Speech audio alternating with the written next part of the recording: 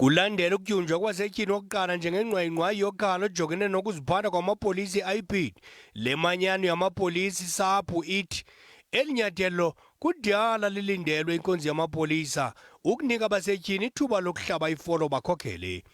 Umongameli obambeleyo wale manyano unkosikazi Thandi Mkhize utsho esithi bengamapolisa oMzantsi Afrika abanangxaki ne-IPID kuba ukusekwa kwayo kulungiselelwe ukuxhasa inkonzi yamapolisa esulungekileyo.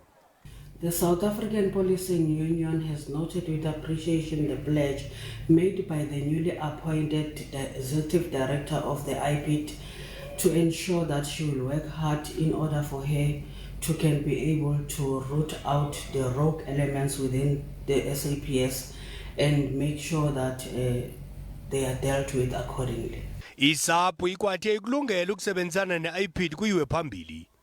We want to pledge our support in assisting her to fulfill her constitutional mandate. Usomaqhuzu omtsha we-IPID unkosikazi Dikeledi Nhlanzeng ubophelele lokhala ukuziphatha kwamapolisa ekuqinisekiseni ukuba inkonzi yamapolisa inikezela ngenkonzo engenachaphaza.